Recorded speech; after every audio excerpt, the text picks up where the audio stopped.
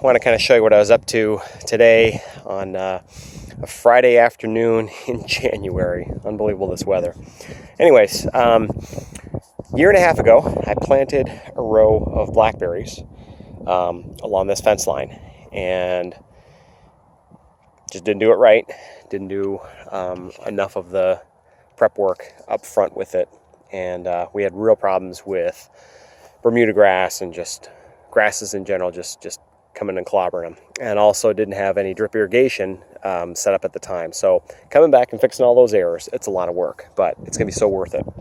So what I'm doing is I am, everywhere we have one of these beautiful blackberry bushes, understand that these came from twigs that were smaller than this. I mean, I'm talking like, you know, I put sticks in the ground a year and a half ago.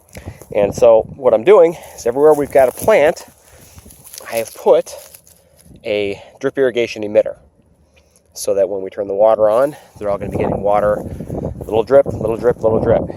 And we put 200 plants in here. Not all of them made it. A bunch didn't. But we still have the spaces for them. So what I'm doing is, in anticipation of having extras, I have put emitters in those spaces as well and flagged those so that we can do that. So we've got the drip tubing down, we've got the emitters in, and the next part is the plastic. And this is a very time-consuming and laborsome process, but amazingly worth it. So what I'm doing is I'm putting ground staples in to hold the plastic down on both sides. So we're spanning this. What we're going to do is we're going to bury this with mulch. There's going to be just a whole lot of mulch here. So what we're going to do is get all these plants going well. And so the thing here was, I've already got these plants, so we're cutting. When I say we, I mean the royal we, it's me. I'm cutting the plastic and then putting staples on either side so that we can basically kind of, you know, close it up on the other side so that these will be protected from encroaching grasses. And then, as I said, we're going to mulch on top of that. So the other interesting thing that I hadn't planned ahead for, so it's made extra work for me, big surprise, is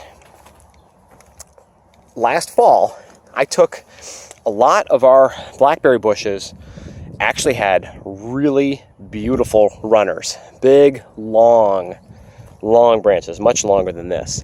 And what I did was I bent them over and I buried them into the ground as well. Now, I don't want to dig them up at this point, but suffice to say that they are rooting. And so the beautiful thing here is we are going to have, what is this, 1, 2, 3, 4? You know, there's 4 there. I've got probably better than a half dozen here, a whole bunch of additional blackberry bushes, because what I can do is I can then trim here, and this becomes its own separate plant. So what I'm going to do is I'm going to take all these extras and I'm going to fill in all the blanks. So everywhere you're seeing one of these flags, I've put in an emitter and there's space.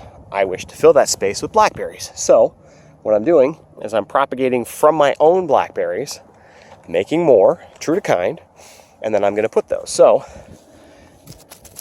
in the spring, when these are doing well, give them a snip, dig them up, and then we'll take these and we're going to transplant them in everywhere there's a flag. So we've got filling in all the spaces along our fence line.